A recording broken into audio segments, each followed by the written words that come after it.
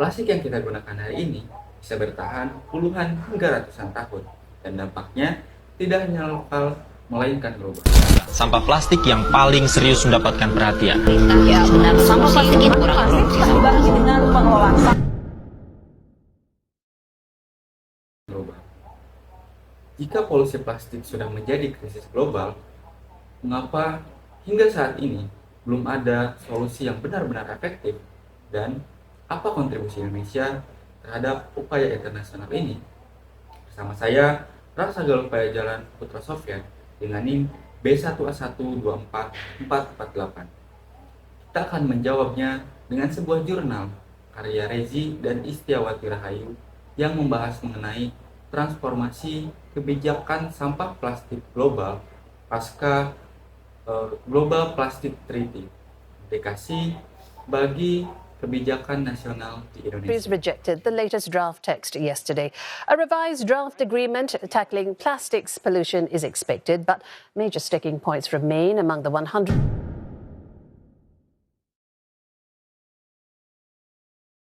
Sampah plastik adalah salah satu ancaman terbesar bagi lingkungan global.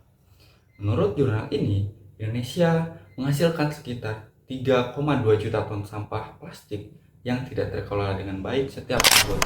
bahwa Indonesia menghasilkan 34,85 juta ton timbunan sampah pada tahun lalu 2022. Persoalan sampah masih menjadi isu. beberapa titik di Makin masif tak dibarengi dengan Bahkan, United Nations Environment Program atau UNEP mencatat Indonesia sebagai penghasil sampah plastik terbesar kedua setelah Cina, Rusia.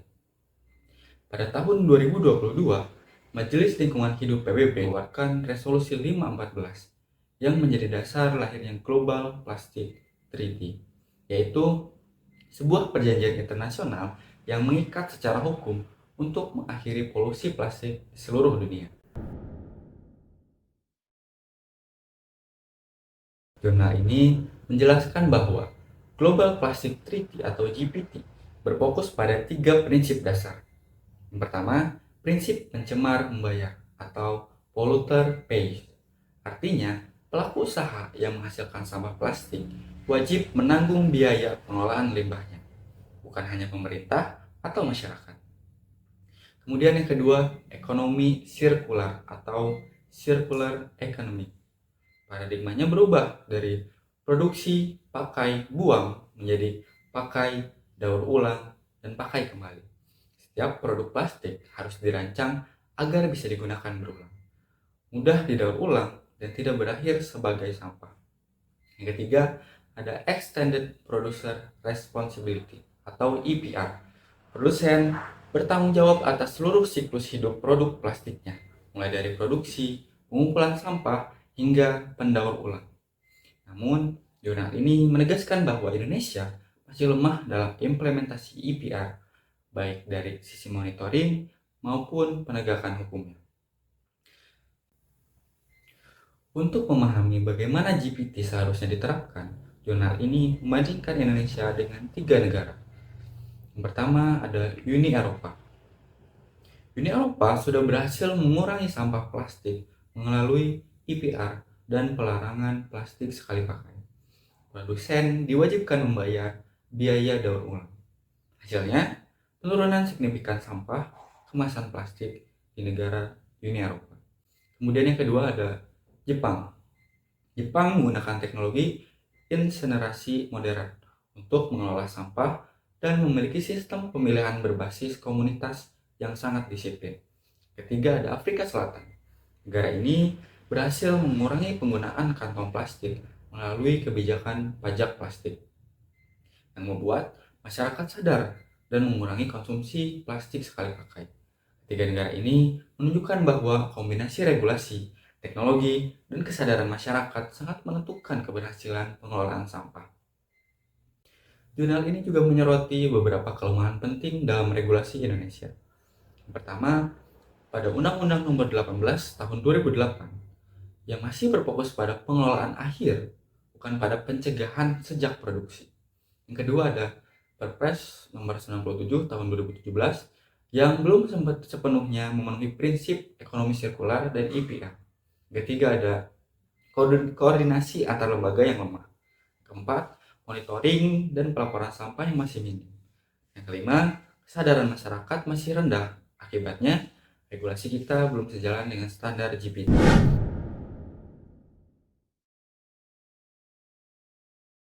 Jurnal ini mengusulkan 4 langkah besar agar Indonesia bisa memenuhi standar Global Plastic Treaty. Yang pertama ada harmonisasi regulasi nasional. Indonesia perlu membuat peraturan presiden baru yang secara tegas mengadopsi prinsip GPT, yaitu pencemaran membayar, ekonomi sirkular, dan EPR. Yang kedua ada penguatan Extended Producer Responsibility atau EPR. Produsen harus diwajibkan membiayai pengumpulan dan daur ulang kemasan plastik mereka. Yang ketiga, pengawasan dan pelaporan sampah yang lebih baik. Menggunakan teknologi digital, data yang real time, dan pelibatan masyarakat.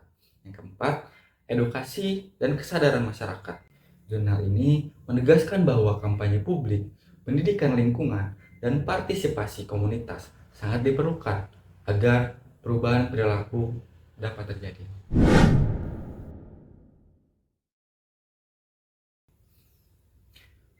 Global Plastic Treaty membawa paradigma baru dalam penanggulangan sampah plastik dunia. Indonesia, sebagai salah satu penghasil sampah plastik terbesar, harus menyesuaikan kebijakan nasionalnya agar bisa sejalan dengan GPT. Melalui prinsip pencemar membayar, ekonomi sirkular, dan EPR, Indonesia memiliki peluang besar untuk memperbaiki sistem pengelolaan sampah plastiknya. Namun, keberhasilan transformasi ini sangat bergantung pada regulasi yang kuat, kerjasama pemerintah, industri dan masyarakat, serta kesadaran publik yang tinggi. Krisis sampah plastik adalah tantangan global, dan kita semua adalah bagian dari solusinya. Semoga pembahasan ini memberi wawasan dan mendorong kita untuk lebih peduli terhadap lingkungan. Sekian, terima kasih.